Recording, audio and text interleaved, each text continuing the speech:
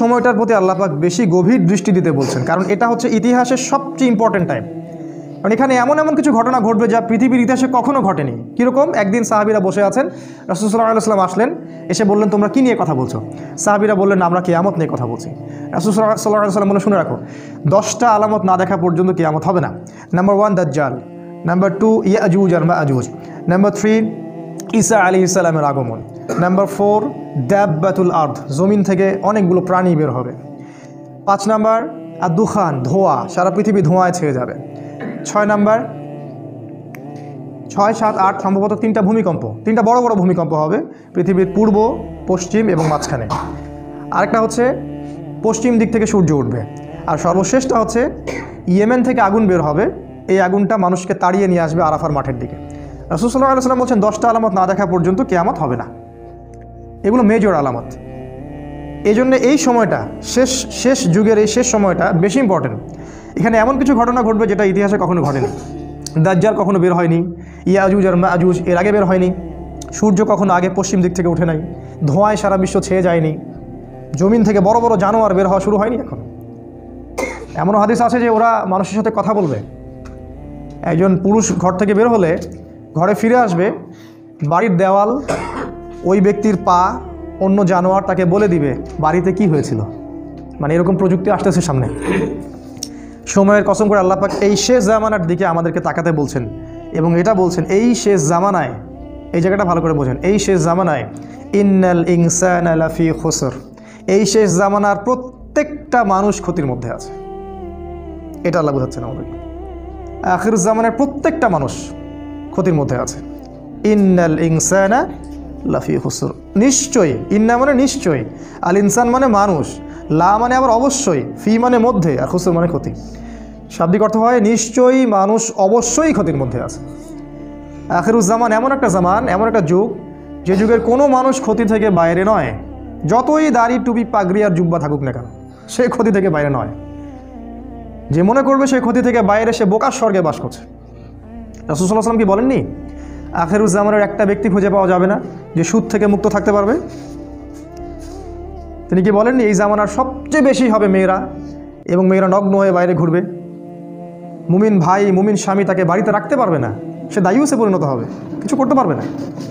সে জামানায় দাজ্জাল এবং তার সেনাবাহিনীরা এমনভাবে সারা বিশ্ব শাসন করবে, এদের গ্রিপ থেকে মুমিন বের হতে পারবে না। সবচেয়ে বড় হাদিসটা হচ্ছে শেষ জামানায় মুমিনের হাতে জ্বলন্ত কয়লা রাখা যেমন, ঈমান ধরে রাখাটা ওই রকম হবে। নিজেকে প্রশ্নগুলো উত্তর পাওয়া যাবে আমাদেরকে সবাইকে, যে আমরা যে ইসলামটা ফলো করছি আর কি, এটা কি হাতে কয়লা ধরার মতো কিনা? আমরা যে ইসলামটা ফলো করছি আসলেই কি আমরা হাতে জ্বলন্ত কয়লা ধরে আছি কিনা, এরকম কষ্ট হচ্ছে কিনা? যদি কষ্ট হয় সুসংবাদ আপনার জন্য, যদি কষ্ট হয় তাহলে আপনার জন্য সুসংবাদ, আপনি সেই ব্যক্তি যার কথা রাসূল বলেছেন। আর যদি কষ্ট না হয় আফসোস আমাদের জন্যে, আমার উপর ধিক্কার, আমি সেই ব্যক্তি যার কথা রাসূল বলেছেন নেগেটিভলি, পজিটিভলি না। কি বলেছেন রাসূল সাল্লাল্লাহু আলাইহি ওয়াসাল্লাম? সকালে মুমিন থাকবে, বিকালে কাফের হয়ে যাবে, বিকেলে কাফের থাকবে, সকালে মুমিন হবে। ইয়াবিউ রাজুলু দীনাহু লিআরাদিদ দুনিয়া, দুনিয়ার বিনিময়ে একজন ব্যক্তি তার দিনকে বিক্রি করে দিবে। এই হলো আখিরুজ্জামান। এই জামানার প্রত্যেকটা মানুষ ক্ষতির মধ্যে। তবে আল্লাহ পাক বলেছেন 4 শ্রেণীর মানুষ নয়, 4টা কাজ যারা করবে একই সাথে, 4টা কাজ, 4টার মধ্যে যে কোনো একটা নয়, 4টা কাজই একই সাথে অ্যাট দ্য সেম টাইম, 4টা কাজ যারা করতে পারবে এবং এর উপর ইস্তেকামাহ, দৃঢ় থাকতে পারবে, তারাই ক্ষতি থেকে বেঁচে থাকবে। তার মধ্যে নাম্বার 1 হচ্ছে ইল্লাল্লাযীনা আমানু, ঈমান। ঈমানটা কেন এখন আমি বুঝি। এই ওয়ার্ল্ডটাকে রিড করতে হলে, এই বিশ্বে আসলেই কি হচ্ছে এটা বুঝতে হলে আপনার ভিতর থেকে একটা নলেজ দরকার, ইন্টারনাল একটা লাইট দরকার। যার ভিতরে ঈমান নাই তার ভিতরে আল্লাহর পক্ষ থেকে নূর আসবে না, পসিবল না। যার ভিতরে, হৃদয়ের ভিতরে ঈমান নাই, আল্লাহর পক্ষ থেকে লাইট বা নূর আসবে না। আর আল্লাহর পক্ষ থেকে কলবের মধ্যে নূর না আসলে সে ভিতর থেকে দেখতে পারবে না আসলে কি হচ্ছে। যেমন আমাদের মেয়েদের কথা বলা হচ্ছে মিডিয়ায়, মেয়েরা অনেক এগিয়ে যাচ্ছে, প্রোগ্রেস, প্রগতি সমান তালে চলছে, সম অধিকার, অগ্রগতি, তাই না? কিন্তু কোরআন, সুন্নাহ এবং আখিরুজ্জামান স্টাডি করলে আমরা দেখছি যে মেয়েরা এগিয়ে যাচ্ছে ঠিকই, কিন্তু জাহান্নামের দিকে। এই যে চিন্তার জগতের বিশাল একটা পরিবর্তন, এক শ্রেণীর মানুষের কাছে এটা প্রোগ্রেস, আর আমি বলছি এটা জাহান্নামের রাস্তা। বিশাল একটা পার্থক্য না? এই পার্থক্যের কারণ হচ্ছে যে মন্তব্যটা করেছে সে বাহ্যিক দৃষ্টি দিয়ে করেছে, আমরা কোরআন সুন্নাহ থেকে ঘেটে ইন্টারনাল অবজারভেশন থেকে মন্তব্যটা করলাম। ইন্টারনালি লাইট পেতে হলে আমাকে নূর দরকার, আর নূর আসবে আল্লাহর পক্ষ থেকে। আর কখন আসবে? যখন আপনি কোরআনের কাছে আসবেন, যখন ঈমান নিয়ে আসবেন। ইল্লাল্লাযীনা আমানু, এই হলো প্রথম। আর হাদিসে আছে, হাদিসে জিবরিলের মধ্যে ঈমানের 6টা পিলার। তো অনেকেই জানি না ঈমানের 6টা পিলার হচ্ছে, 1 নাম্বার আমানতু বিল্লাহ, আল্লাহর প্রতি বিশ্বাস করা, তার ফেরেশতাগণের প্রতি বিশ্বাস করা, তার আসমানি কিতাবগুলোর প্রতি বিশ্বাস করা, রসুলগণের প্রতি বিশ্বাস করা, পরকালের প্রতি বিশ্বাস করা এবং তাকদীরের ভালো মন্দের প্রতি বিশ্বাস করা। এই 6টা পিলারকে বিশ্বাস করার নাম ঈমান। এখানেও 3টা কথা আসবে, শুধু বিশ্বাস করা না, হৃদয়ে বিশ্বাস করা, মুখে স্বীকৃতি দেয়া। হৃদয়ে আগে বিশ্বাস করা, মৌখিক স্বীকৃতি দেয়া এবং কাজে বাস্তবায়ন করা। শুধু বললেই হবে না যে আমি মুমিন, কাজে প্রমাণ করতে হবে। কিছু মানুষ আছে আমাদের বলে যে আমি তো গুনাহ করিনি, নামাজ পড়ার কী দরকার আছে, আমি তো খারাপ কাজ করি না, আমি তো সারাদিন ভালো কাজ করি, জনকল্যাণমূলক কাজ করি, আমি তো জননেতা, নামাজের তো প্রয়োজন নাই। নামাজ তাদের জন্য যারা গুনাহ করে, ওদের গুনাহ মাফ করানোর প্রয়োজন আছে, তারা যাবে নামাজে, আমি নামাজে যাবো কেন?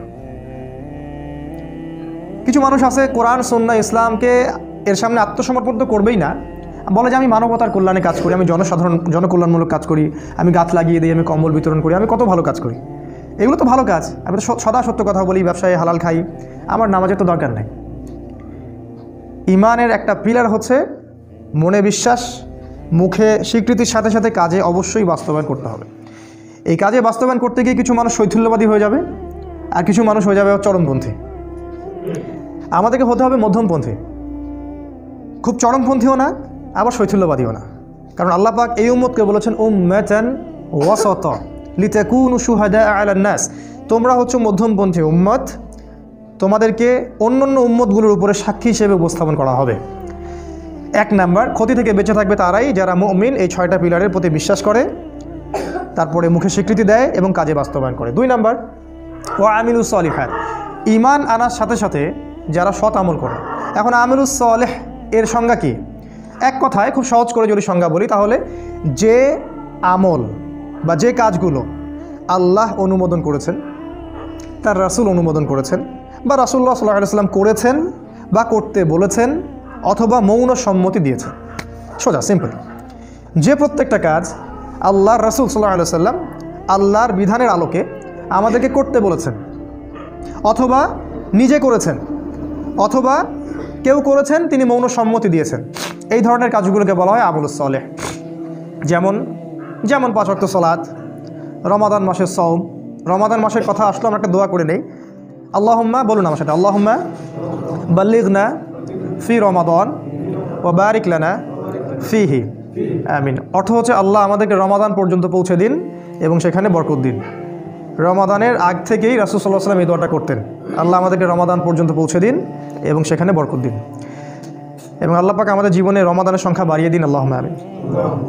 যেটা বলছিলাম, আমল সালেহের মধ্যে আছে সালাত, আছে সওম, ফরজের কথা বলছি, আছে যাকাত, সামর্থ্য হলে যাকাত দিবেন, সামর্থ্য হলে হজ করবেন, উমরা করবেন, সদা সত্য কথা বলা, পিতামাতার খেদমত করা, আল্লাহর বিধানের উপর দৃঢ় থাকা, সুন্নাহ অনুযায়ী জীবন গড়া, এই প্রত্যেকটা কাজে আমল সালেহ। এমনকি বাথরুমে যদি কেউ প্রবেশ করে এবং প্রবেশ করার সময় যদি কেউ এই দোয়াটা পড়ে, বিসমিল্লাহ আল্লাহুম্মা ইন্নী আউযু বিকা মিনাল খুবসি ওয়াল খাবাইস, এই টয়লেট করার কাজটাও তার আমল সালেহ। টয়লেট করার সময় বের হওয়ার পরে যদি সে বলে গুফরানাকা, অথবা একটা দোয়া আছে আলহামদুলিল্লাহিল্লাযী আযহাবা আনিল আযান ওয়া আফানি, এই কথাগুলো যদি বলে সেটাও আমল সালেহ। স্ত্রী সহবাস করবে কেউ, স্ত্রী সহবাস করা, স্ত্রীকে চুমু খাওয়া, এটাও আমল সালেহ। স্ত্রীর হাত ধরে বসে থাকা আমল সালেহ। স্ত্রীর হাত ধরে চাঁদ দেখতে যাওয়া, তার সাথে গল্প করা, সময় কাটানো আমল সালেহ। স্ত্রী সহবাস করার আগে কেউ যদি দোয়া পড়ে, বিসমিল্লাহ আল্লাহুম্মা জান্নিবনা শাইতান ওয়া জান্নিবাশ শাইতান মা রাযাকতানা, তার সহবাসটার জন্য সে নেকি পাবে, সেক্স করলে নেকি পাবে। সাহাবীরা অবাক হয়ে জিজ্ঞাসা করলেন, এটাও নেকির কাজ? আল্লাহ রাসূল বললেন, এই কাজটা যদি তুমি স্ত্রী ছাড়া অন্য কারোর সাথে করতা, তাহলে কি সেটা জেনা হতো না, গুনাহ হতো না? সাহাবীরা বললেন, হ্যাঁ হতো। যদি তাই হয় তাহলে স্ত্রীর সাথে করলে ওটা নেকিও হবে। ইসলামের মতো সহজ রিলিজিয়ন কোথাও পাবেন না। খেতে বসেছেন, খাবেন, খিদা লাগছে, এই জন্য খাবেন, বিসমিল্লাহ বললেন, খাওয়া শুরু করলেন, প্রথম লোকমার সাথেই বললেন আলহামদুলিল্লাহ। আল্লাহ পাক বলছেন আল্লাহ ওই বান্দার প্রতি সন্তুষ্ট হয়ে যান, আমল সালেহ। কোরআন তেলাওয়াত করছেন, আমল সালেহ, প্রতি হরফে 10 নেকি পাচ্ছেন। জিকির করছেন, সুবহানাল্লাহ আলহামদুলিল্লাহ, আমল সালেহ।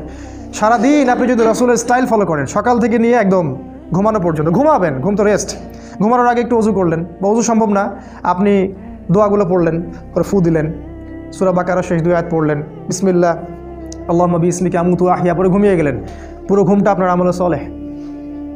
ওই ঘুমের মধ্যে যদি আপনি স্বপ্ন দেখেন, স্বপ্নে আপনি জেনা করতেছেন, ওটার জন্য কোনো দোষ নাই, ওটার জন্য কোনো দোষ নাই, মাফ হয় না স্বপ্ন অনেক সময়, ওটার জন্য কোনো গুনাহ নাই, কারণ আপনি দোয়া পড়ে ঘুমিয়েছেন, শয়তান আপনাকে ডিস্টার্ব করেছে। এরকম প্রতিটা কাজ, যেই কাজগুলো রাসূল সাল্লাল্লাহু আলাইহি ওয়াসাল্লাম করেছেন বা করতে বলেছেন, অথবা মৌন সম্মতি মানে সম্মতি দিয়েছেন ঠিক আছে করতে পারো, সেগুলো আমলে সলেহ। আরেকটা জিনিস আছে, একই সাথে আল্লাহ এবং তার রাসূল যে কাজগুলো করতে নিষেধ করেছেন, যে কাজগুলো করতে নিষেধ করেছেন, যে কাজগুলো করার ব্যাপারে শাস্তির কথা বলেছেন, সেই প্রত্যেকটা কাজ ছেড়ে দেওয়াও আমলে সলেহ। যেমন রাসূল বলেছেন যে শিরিক করো না, শিরিক না করা আমলে সলেহ। সুদ খেও না, সুদ যে আপনি খাচ্ছেন না এটাই আমলে সলেহ। সুদ আপনি খাচ্ছেন না, সুদ খাবো না বলে অন্য একটা আপনি রিজিকের সোর্স খুঁজেছেন, যে আমি সুদে থাকতে চাই না এই জন্য আমি কলা বিক্রি করি, ওই কলা বিক্রি করাটা আপনার আমলে সলেহ, এবং আপনি আল্লাহর কাছে মর্যাদাবান ওই কোটটাই পড়া ব্যাংক অফিসারের চাইতে। কোটটাই পড়া ব্যাংকের অফিসার আল্লাহর কাছে রক্ত চোষা প্রাণীর মতো। কোরআনের ভাষায় বললে হয়তো অনেকে কষ্ট পাবেন, আল্লাহ পাক বলেছেন জানোয়ারের মতো। আল্লাহ পাক বলেছেন জানোয়ারের মতো, সূরা আরাফ আয়াত নাম্বার 179। মাঝে মাঝে একটু হিট দিয়ে কথা বলতে হয় বলেই আল্লাহ এগুলো কথা বলেন। তো এই যে আমরা অন্যায় থেকে দূরে থাকছি, এটাও আমলে সলেহ। ওই যে টাকনুর নিচে কাপড় পরলে গোনাহ হয়, আপনি প্যান্টটা কেটে নিলেন, এটাই আমলে সলেহ, কারণ আপনি টাকনুর নিচে কাপড় পরতে চাচ্ছেন না, দাড়ি শেভ করতে হয় না এই জন্য আপনি ছেড়ে দিয়েছেন। দাড়ি যতদিন থাকবে আপনি আমলে সলেহের মধ্যেই আছেন, কন্টিনিউয়াসলি নেকি লেখা হচ্ছে। আর এইটা একমাত্র সুন্নাহ যেটা মৃত্যুর পর আপনার পরিচয় বলে দিবে আপনি মুসলিম না মুসলিম, যে একমাত্র সুন্নাহ, ভিজিবল সুন্নাহ, যেটা নিয়ে আমরা কবরে যাব। আর কোনো সুন্নাহ নিয়ে আমরা কবরে যাচ্ছি না, ভিজিবল দেখা যাচ্ছে না, একমাত্র সুন্নাহ যেটা দেখা যাচ্ছে এটা নিয়ে কবরে যাবে মানুষ। পাগড়ি নিয়েও যাবে না কবরে, জুব্বা নিয়েও যাবে না কবরে। তো যেটা বলছিলাম যে আপনি যে অন্যায়গুলো এগুলো থেকে যে দূরে থাকছেন, এটা আমলে সলেহ। সেটা প্রত্যেকটা অন্যায় হোক না কেন, যত বড় স্কেলেই হোক আর যত ছোট স্কেলেই হোক, তাহলে আমলে সলেহ আমি মনে হয় বোঝাতে পেরেছি। যে আমলগুলো রাসূল করেছেন, করতে বলেছেন অথবা সম্মতি দিয়েছেন, সেগুলো আমলে সলেহ। একই সাথে যেগুলো রাসূল নিষেধ করেছেন এগুলো ছেড়ে দেওয়াও আমলে সলেহ। সূরাতুল আসর, আমরা জানি পবিত্র কোরআনুল কারীমে 114টা সূরা আছে।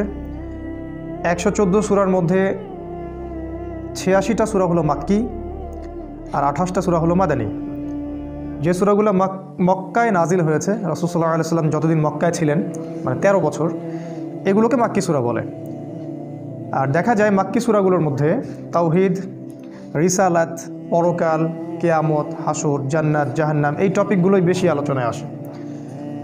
আর পক্ষান্তরে মদিনায় হিজরত করার পর যে সূরাগুলো নাজিল হয়েছে এগুলোকে মূলত বলা হয় মাদানী সূরা। আর মাদানী সূরাগুলোর মধ্যে বেশিরভাগই হালাল হারাম, জায়েজ না জায়েজ, আদেশ নিষেধ এগুলো বেশি আছে। কারণ মক্কার 13 বছরে আল্লাহ তার বান্দাদের ঈমানকে তাজা করেছেন, ভিতরের হৃদয়ের জগৎটাকে আল্লাহ পাক পরিবর্তন করেছেন। তারপরে গিয়ে যখন মদিনায় আয়াত নাজিল হচ্ছে সুদ ছেড়ে দাও, মদ ছেড়ে দাও, তখন সেগুলো মানুষ খুব ইজিলি আমল করতে পারছে। সর্বপ্রথম যেটা দরকার মানুষের হৃদয়ের আকীদার, বিশ্বাসের পরিবর্তন। এটা যখন আল্লাহমুখী হবে, পরকালমুখী হবে, তখন একটা মানুষ অটোমেটিকলি ইনশাআল্লাহ ইসলামের বিধানগুলো পালন করবে। আর যদি কোনো মানুষের আকীদাগত বিশ্বাসের পরিবর্তন না করা যায়, তাহলে যতই চাপ দেন না কেন সে হয়তো মুখে মুসলিম হবে, ভিতরে মুনাফিক থেকেই যাবে। তো সূরাতুল আসরও একটা মাক্কি সূরা, যেটা মক্কায় নাজিল করা হয়েছে। ইমাম শাফিঈ রাহিমাহুল্লাহ এই সূরা সম্পর্কে একটা কথা বলেছেন। তিনি বলেছেন লাউ আনজালাল্লাহু হাযিহি সূরা লাওয়াসিআতহু। তিনি বলেছেন যদি আল্লাহ পাক কোরআনের সব কিছু বাদ দিয়ে শুধু সূরা আসরই নাজিল করতেন তাহলেও যথেষ্ট ছিল। আমি আবার বলছি, তিনি বলেছেন আল্লাহ পাক যদি শুধুমাত্র সূরা আসরটুকুই নাজিল করতেন আর কিছুই নাজিল না করতেন তারপরেও যথেষ্ট ছিল। কারণ এই সূরার মধ্যে সমস্ত মৌলিক বিষয় চলে আসে। সময় সংক্ষিপ্ত, আমরা হয়তো সব ডিটেলস আলোচনা করতে পারবো না, কিন্তু মূল পয়েন্টগুলো আজকে আমরা টাচ করবো ইনশাআল্লাহ। 114টা সূরা আছে আমি বলেছি, প্রত্যেকটা সূরা এক একটা চূড়া। মানে আমি একদিন বলেছিলাম যদি আপনি নারীদের সম্পর্কে জানতে চান, ইসলামে নারীর অধিকার কি, ইসলামে মেয়েদের কতটুকু সম্মান দেওয়া হয়েছে, কোন কোন জায়গায় নারীরা যেতে পারবে, কোন কোন জায়গায় পারবে না, নারীদের সম্মান কোথায়, মর্যাদা কোথায়, এগুলো যদি জানতে চান আপনাকে সূরা নিসা পড়তে হবে। নারীদের সূরা নিসা এর উপরে উঠলে আপনি বুঝতে পারবেন নারীদেরকে ইসলাম কোথায় রেখেছে। নারীদেরকে ইসলাম কোথায় রেখেছে এটা শোনার জন্য মিডিয়ায় যাওয়া যাবে না, তাহলে তারা আমাদেরকে ভুল তথ্য দিবে। আমাদেরকে আল্লাহ এবং তার রাসূলের উৎসের দিকে আসতে হবে। সূরা নিসা, সূরা নূর, সূরা আহজাব এগুলো আপনাকে জানাবে নারীদের মর্যাদা কোথায়। আবার আপনি যদি জিহাদ সম্পর্কে জানতে চান, ইসলামী জিহাদ কি, কেন করতে হয়, কার বিরুদ্ধে করতে হয়, কখন করতে হয়, আপনাকে পড়তে হবে সূরাতুত তাওবা। আপনি যদি জানতে চান রাষ্ট্রের পররাষ্ট্রনীতি কেমন হবে, রাষ্ট্রের সংবিধান কেমন হবে, কিভাবে আমরা দেশ চালাবো, আপনাকে পড়তে হবে সূরা আনফাল। আপনি যদি হিস্ট্রি পড়তে চান, ইতিহাস, একদম ইতিহাস আদম আলাইহিস সালাম থেকে শুরু করে মুহাম্মদ সাল্লাল্লাহু আলাইহি ওয়াসাল্লাম পর্যন্ত আপনাকে এই পুরো ইতিহাস পড়তে হলে পড়তে হবে সূরা হুদ, সূরা শুআরা, এই সূরাগুলো পড়তে হবে। যদি জানতে চান বনু ইসরাইলের সম্পর্কে পড়তে হবে সূরা বনী ইসরাইল। যদি জানতে চান শেষ জামানায় আপনি কিভাবে চলবেন তাহলে পড়তে হবে সূরা কাহফ। এরকম এক একটা সূরা আপনাকে এক একটা রেজাল্ট দিবে। যদি আপনি উপন্যাস পড়তে পছন্দ করেন তাহলে আপনাকে পড়তে হবে সূরা ইউসুফ, সবচেয়ে সেরা উপন্যাস। এরকম সূরাতুল আসর মানে সময়, ইতিহাসের শুরু থেকে নিয়ে কিয়ামত পর্যন্ত এই সময়ে সময়ে কারা সফল আর কারা ব্যর্থ এটা জানতে হলে আপনাকে সূরা আসর পড়তে হবে। ইতিহাসের শুরু থেকে নিয়ে পৃথিবীর শেষ দিন পর্যন্ত কারা ক্ষতির মধ্যে আছে আর কারা ক্ষতি থেকে মুক্ত এইটা বুঝতে হলে আপনাকে পড়তে হবে সূরাতুল আসর। আর পড়া মানে আমি বুঝাচ্ছি না রিডিং পড়া মানে আমি বুঝাচ্ছি লিকাউমি ইয়াতাফাক্কারুন। আল্লাহ পাক বলেছেন কোরআন সেই সম্প্রদায়ের জন্য যারা চিন্তা ভাবনা গবেষণা করে। কোরআন কোনো সাধারণ মানুষদের জন্য নয়।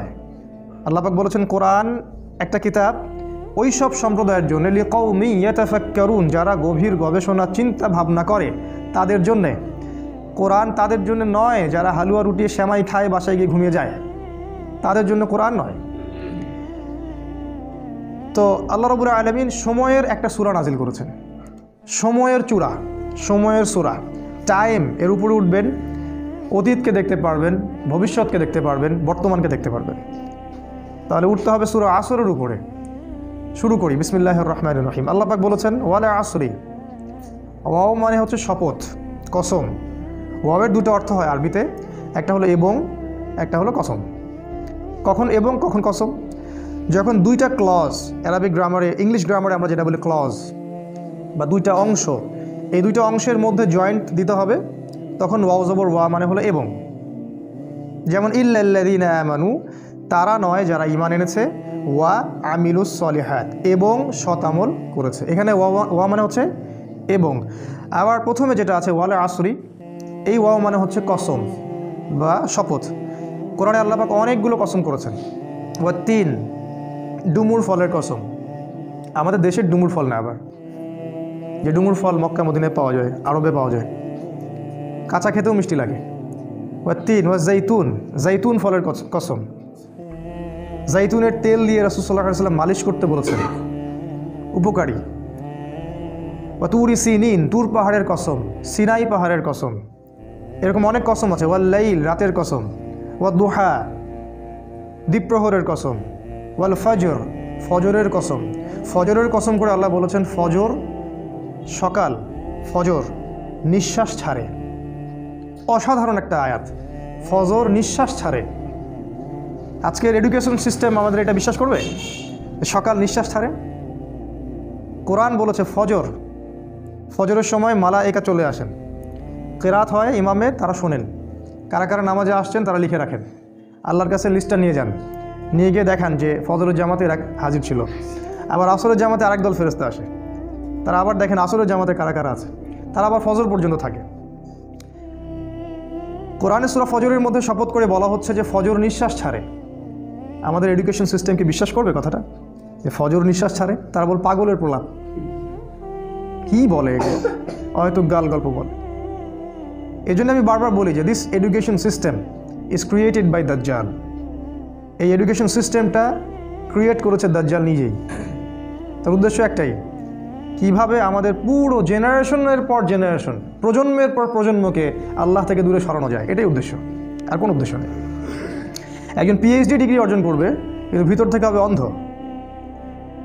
একজন ডক্টরেট করবে, বাইরে থেকে ডিগ্রি নিয়ে আসবে, তার বাবা মা থাকবে বৃদ্ধাশ্রমে, সে ইন্টারনালি ব্লাইন্ড। আল্লাহ পাক এরকম অনেক কসম করেছেন, একটা কসম সময়ের কসম। সময়ের কসম আল্লাহ কেন করলেন সেটা বলার আগে বলছি, আল্লাহ যে কসম করলেন আমাদের জন্যও কি কসম করার বিধান নাই? আছে। আমরা যদি কসম করি তাহলে শুধু আল্লাহর নামেই করতে হবে, কারণ একটা হাদিসে রাসূল সাল্লাল্লাহু আলাইহি ওয়াসাল্লাম বলেছেন, মান হালাফা বিগাইরি ইসমিল্লাহ ফাকাদ কাফারা, যে ব্যক্তি আল্লাহ ছাড়া অন্য কারো নামে কসম করলো সে কুফরি করলো। আমরা যখন কসম করব অবশ্যই আল্লাহর নামেই কসম করতে হবে। ছোটোবেলায় আমরা শিখেছিলাম আল্লাহর কসম করতে হয় না, এই জন্য আমরা মায়ের কসম করতাম, বাবার কসম করতাম। এখন আমরা দেশের কসম করি, মাতৃভূমির কসম করি। তা আল্লাহ বলেছেন কসম করতে হবে শুধুমাত্র আল্লাহরই, অন্য কারো না।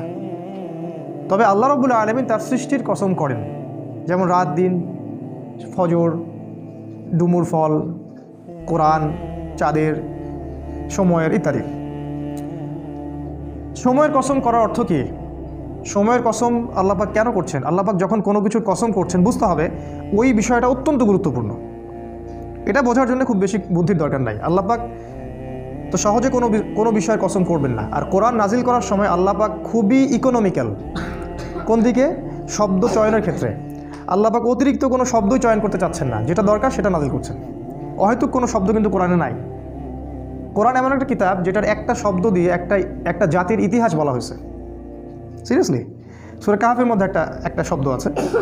যুলকারনাইন বাদশা যাচ্ছেন একদিকে, একটা কওমকে দেখতে পেলেন যে কওমের সূর্যের আলো থেকে বাঁচার কোনো বুদ্ধি ছিল না। তারা জানতো না কিভাবে সূর্যের আলো থেকে নিজেদেরকে রক্ষা করতে হবে। আল্লাহ ভালো জানেন এই জায়গাটা কোথায়। আল্লাহ পাক শুধু বলেছেন ক্যাযালিকা, ওরা এরকমই ছিল, ব্যাস এতটুকু। ওই সম্প্রদায়টা এমনই ছিল বলে আল্লাহ পাক অন্য প্রসঙ্গে চলে গেছেন। একটা ওয়ার্ড দিয়ে একটা সম্প্রদায়ের কথা বলেছেন আল্লাহ পাক। শব্দ আল্লাহ পাক অহেতুক চয়েস করবেন না। তাই সময়ের শপথ কেন করলেন? 3টা কারণে করতে পারেন, শর্ট করে বলছি। একটা হলো অবশ্যই আমাদেরকে চোখে আঙ্গুল দিয়ে দেখিয়ে দেওয়া হচ্ছে যে আমাদের জীবনের সবচেয়ে গুরুত্বপূর্ণ জিনিস সময়। আমাদের মানব জাতির জন্য সবচেয়ে গুরুত্বপূর্ণ জিনিস হচ্ছে সময়, যেটা আমরা ফেসবুকে, অনলাইনে থেকে, ইউটিউবিং করে, গার্লফ্রেন্ডের সাথে সময় অপচয় করে, কফি খেয়ে, চায়ের দোকানে আড্ডা পিটে, খেলার মাঠে নষ্ট করি। তবে মানুষ যখন মৃত্যুবরণ করবে কিয়ামতের মাঠে এবং জান্নাতে যদি চলেও যায়, সেখানে গিয়েও মানুষের আফসোস হবে ওই সময়গুলোর জন্যে যে সময়গুলো মানুষ অহেতুক নষ্ট করেছে, যে সময়গুলোতে মানুষ আল্লাহর কথা বলেনি, আল্লাহর জিকির করেনি, রাসূলের প্রতি দরুদ পড়েনি। ওই সময়গুলোর জন্য মানুষ আফসোস করতে থাকবে। একজন জান্নাতি ব্যক্তিও আফসোস করতে থাকবে, কেন আমি ওই সময়গুলো আল্লাহর জিকির করিনি। সময় সবচেয়ে বেশি ইম্পর্টেন্ট জিনিস। আর এই সভ্যতা, এই গডলেস ওয়ার্ল্ড এবং এই এডুকেশন সিস্টেম আমাদের সময়গুলোকে খেয়ে ফেলেছে। এখন আমার মনে হয় এই 30 বছরের জীবনে এসে আমার কাছে মনে হয় যে আমার জীবনের 15 বা 18টা বছর অপচয় হয়ে গেছে। 18 বছরে আমি হাফেজ হতে পারতাম, আমি হয়তো হাদিসেরও হাফেজ হতে পারতাম, বুদ্ধি ব্রেন ভালো ছিল, ফার্স্ট হতাম সবসময়। আমি হয়তো ফিকহ পড়তে পারতাম, ইতিহাস পড়তে পারতাম, সিরাত পড়তে পারতাম। এখন সারাদিন রাত যত কাজই করি না কেন আত্মতৃপ্তি হয় না, মনে হয় কিছু না কিছু গ্যাপ থেকেই গেল। আর এই গ্যাপটা কখনো পূরণও হবে না, অসম্ভব। তাই যারা 40 বছর 50 বছর বয়সে তাস খেলছে, টিভি দেখতেছে, আড্ডা পিটাচ্ছে, এদেরকে দেখলে বুঝেই আসে না যে এই বয়সে কিভাবে সেটা করতে পারে। একটাবারও কি চিন্তা হয় না যে আমার হায়াত কমে আসছে, আমি পৃথিবীতে আর হয়তো বেশি দিন থাকবো না? সুবহানাল্লাহ, সময়ের কসম। আল্লাহ পাক সময়ের কসম করে আমাদেরকে সময়ের দিকে দৃষ্টি দিতে বলছেন, সময়ের সম্পর্কে সচেতন হতে বলছেন। দেখেন, মানুষ সারা জীবনে অনেক কষ্ট করে ঠিকই, কষ্টের পর কষ্ট সহ্য করে, একটা চাকরির জন্যে, একটা জমির জন্যে, একটা ভালো জব, স্ট্যাটাস, টাকা, সিকিউরিটি, বাড়ি গাড়ি, বউ বাচ্চা, এগুলোই তো। এগুলো ছাড়া কিচ্ছু নাই, এগুলো ছাড়া কিন্তু কিচ্ছু নাই, সব এগুলোই। এগুলোর পিছনে সারা দিন রাত মানুষ প্রচণ্ড পরিশ্রম করে, মানুষ কিন্তু প্রচণ্ড পরিশ্রম করে। আর শয়তান মানুষকে প্রচণ্ড পরিশ্রম করিয়েও নেয়, ও মানুষকে কষ্টের পর কষ্ট দিয়ে জাহান্নামে নিয়ে যেতে চায়। কিন্তু দেখেন, কষ্টের ট্র্যাকটা ভুল, কষ্টের ট্র্যাকটা ঠিক নাই, রং ট্র্যাকে সে কষ্ট করছে। এই যে আমাদের ছেলেমেয়েরা পড়াশোনা করছে, নার্সারিতে ভর্তি হচ্ছে 5 বা 6 বছর বয়সে, 25 বছর পর্যন্ত ঘাড়ে ব্যাগ থাকবেই। অনার্স মাস্টার্স করতে করতে 25 হয়ে যাবে বয়স। এই লম্বা সময়ে সে কোরআন শিখবে না। জেনারেল এডুকেশনের কথা বলছি, কোরআন A to Z শিখবে না, হাদিস শিখবে না, ফিকহ শিখবে না, ইতিহাস শিখবে না, সে ইসলামের যে রাসূলের জীবনী সেটা শিখবে না, সাহাবীদের জীবনী শিখবে না, এগুলো কিছুই শিখবে না। 25 বছর পর্যন্ত সে কষ্ট করবে। আমরা যখন জেনারেল লাইনে পড়তাম আমাদেরকে এক একটা কবিতা, এক একটা গল্প এমনভাবে পড়ানো হতো, একদম ভেজে ভেজে খাওয়াই দেওয়া হতো আর কি। রবীন্দ্রনাথের কবিতা, নজরুলের কবিতা, জীবনানন্দ দাশের কবিতা, শেক্সপিয়ারের গল্প, তারপরে আপনার মাইকেল মধুসূদন দত্তের কবিতা। অবশ্যই এখানে ইসলামপন্থী কারো কবিতা ছিল না। আপনার কাছে যদি মনে হয় এই পুরো প্ল্যানটা এমনি এমনি হয়ে গেছে, আপনি বোকা স্বর্গে বাস করছেন, এর পিছনে একটা মাস্টার মাইন্ড আছে। এই পুরো প্রসেসটা একদিনে হয়নি, এটাকে সাজানো হয়েছে, ঢেলে সাজানো হয়েছে, যাতে করে আমাদের প্রজন্মের বা প্রজন্ম ইসলাম থেকে দূরে সরে যায়, তাদের জীবনের বড় একটা সময় নষ্ট হয়ে যায়। সময়ের কসম করেছেন আল্লাহ, এটা একটা কারণ, সময়ের প্রতি মূল্যায়ন করা। সেকেন্ড কারণ হচ্ছে আল্লাহ পাক অতীতের দিকে তাকাতে বলছেন আমাদের দিকে, অতীতের দিকে। সময়ের কসম করে আল্লাহ পাক আমাদেরকে বুঝাচ্ছেন যে অতীতের দিকে তাকিয়ে দেখো, সময়ে সময়ে যারাই আল্লাহর বিধানকে অস্বীকার করেছে আল্লাহ পাক তাদেরকে এই দুনিয়াতেও লাঞ্ছিত করেছেন, পরকালেও যন্ত্রণাদায়ক শাস্তি দিয়েছেন। আল্লাহ পাক সময়ের কসম করে আমাদেরকে হিস্ট্রি পড়তে বলছেন, ইতিহাস।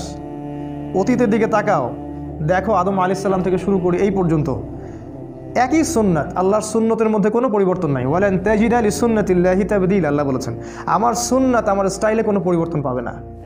যাদের কাছেই আল্লাহর হেদায়েত এসেছে, যারা স্বীকার করে নিয়েছে, আল্লাহ পাক তাদেরকে দুনিয়ায় সাফল্য দিয়েছেন, পরকালেও সাফল্য দিয়েছেন। আর যারাই আল্লাহর বিধানকে অস্বীকার করেছে আল্লাহ পাক দুনিয়াতে শাস্তি দিয়েছেন, পরকালেও শাস্তি দিয়েছেন। যেমন নূহ আলাইহিস সালামের কওম আল্লাহ পাক ডুবিয়ে দিলেন। আদ জাতি প্রচণ্ড শক্তিশালী, নারিকেল গাছের সমান সমান একটা মানুষ, এর চেয়েও বড়, পাহাড়ের মধ্যে বাসা করে থাকে, আল্লাহ পাক ওদেরকে ঝড় দিয়ে উড়িয়ে দিলেন। শুআয়ব আলাইহিস সালামের কওম খুবই দাপটের জাতি, ওদের অপরাধ ছিল মানুষকে অন্যায়ভাবে মারতো। আমাদের ওই যে রিমান্ডে নিয়ে যেটা করে ওইটা করতো আর কি, রিমান্ডে নিয়ে গেলে যে পিটানটা পিটায়, এইগুলো তারা সমাজে মানুষকে পিটাইতো আর কি। একজন মানুষ দোষী, দোষ তো প্রমাণ হয়নি, মারা যাবে। ধরেন একজন মানুষ খুনের কারণে বন্দী হয়েছে, প্রমাণ হয়েছে কি এখনো? আপনি মারতে পারেন না তো, মেরে আপনি জবানবন্দি নিতে পারেন না, ইসলামে হারাম। চলছে এগুলো, কে বুঝাবে? শুআয়ব আলাইহিস সালামের কম এই কাজটা করতো। আরেকটা কাজ করতো, মাপে কম দিত আর মানুষের সম্পদ লুট করতো। আমাদের এই যে ব্যাংকিং সিস্টেমের মতো, মানুষকে কলা ঝুলায় টোপ দেয়, একটা বাড়ির দাম 10 লাখ টাকা, আমরা আপনার পক্ষ থেকে বাড়িটা কিনে দিব, কিন্তু আপনাকে 10 লাখের জায়গায় 30 লাখ দিতে হবে, কারণ অতিরিক্ত যে 20 লাখ দিতে হবে এটার জন্য আমরা আপনাকে 20 বছর সময় দিচ্ছি। আর আমরা বলি হ্যাঁ তাই তো 20 বছর সময় পাওয়া যাবে, 30 লাখ অল্প অল্প করে দিব কিস্তি স্টাইলে, সমস্যা তো নেই কিছু। এই কলা ঝুলাই দিয়ে আপনার সম্পদ তারা লুটে নিল, সুদ। আরেকটা যে পেপার মানি, কাগজের টাকা। আমি তো বললাম যে আমরা সোনা নিয়ে ওদের ব্যাংকে যাই, ওদেরকে সোনা দিয়ে ডলার নেই। শুআয়ব আলাইহিস সালামের কওম এরকম কাজ করতো, আল্লাহ পাক ভূমিকম্প দিয়ে ধ্বংস করেছেন ওদেরকে, ভূমিকম্প দিয়ে। সময়ের দিকে তাকায় দেখেন, সামুদ জাতি এরকম শক্তিশালী ছিল, আল্লাহ পাক ওদেরকে বজ্রপাত দিয়ে ধ্বংস করেছেন। ফেরাউন পৃথিবীতে এমন একজন মানুষ যে মনে করতো আমি আল্লাহ, আনা রব্বুকুমুল আ'লা, আমি ছাড়া তোমাদের মহান কোনো রব নাই। আল্লাহ পাক ওকে পানিতে ডুবাই দিলেন। এখানে একটা ঘটনা আছে, অনেকদিন বলা হয়নি, বলতে চাচ্ছিলাম। ফেরাউন যখন ডুবছিল তখন কিন্তু সে ঈমান এনেছিল, এটা কি জানেন? ফেরাউন যখন ডুবছিল তখন কিন্তু সে ঈমান নিয়ে আসছিল। ফেরাউন যখন ডুবছে ওর সেনাবাহিনী সহ, তখন জিবরাইল অন্যান্য ফেরেশতারা চলে আসছেন, কারণ মৃত্যু হবে, এখন জান কবজ করা হবে। এবং যারা পাপী ওদের জান কবজের সময় ওদেরকে চেহারার মধ্যে মারা হয়, প্রচণ্ড জোরে জোরে পিটানো হয়, থাপ্পড় দেওয়া হয়। ওরা দেখতে পারে, আমরা দেখতে পারবো। তো জিবরাইল আলাইহিস সালাম তাকে কাদা ছুটছিলেন, কাদা নিয়ে তার মুখে ছুটছিলেন। তো ওই সময় ফেরাউন বলেছিল যে আমানতু বিরব্বি হারুন ওয়া মূসা, আমি হারুন এবং মূসার রবের প্রতি ঈমান নিয়ে আসলাম। আল্লাহ পাক তখন বলছেন আল-আন, এখন, আল ইয়াউমা নুনাজ্জিকা ফি বাদানিকা, আজকে তোমার এই দেহকে আমি সংরক্ষণ করব, লিতাকুনা আয়াত, যাতে করে তুমি নিদর্শন হও তোমার পরবর্তী জাতিদের জন্য। কিন্তু জিবরাইল আলাইহিস সালাম বলেছেন একটা হাদিসের মধ্যে, হাদিসে কুদসির মধ্যে, যে ওই সময় জিবরাইল আলাইহিস সালামও ভয় পাচ্ছিলেন, যে কারণ সে তওবা করছে, যদি আল্লাহ পাক এই সময় তার তওবা কবুল করে নেন আর তিনি যে ওকে মারছেন, যদি আল্লাহ পাক এই জন্য তাকে ধরেন, এই জন্য জিবরাইল আলাইহিস সালামও ভয় পাচ্ছিলেন। আল্লাহ পাকের রহমত এত প্রশস্ত, আল্লাহ চাইলে ওই সময় যদি তাকে মাফ করে দিতেন। জিবরাইল আলাইহিস সালাম বলছেন, যেদিন থেকে ফেরাউন বলেছে আনা রব্বুকুমুল আ'লা, ওই দিন থেকে আমি ওকে ঘৃণা করি, ওই দিন থেকে আমি ওয়েট করতেছি কখন সে মরবে, আমি আযাব দিব। তো এই যে ফেরাউন, সেও সময়ের স্রোতে হারায় গেল, নমরুদ হারায় গেল। এখনকার এই যুগের ফেরাউনরাও হারায় যাবে, এই যুগের নমরুদ যারা তারাও হারায় যাবে।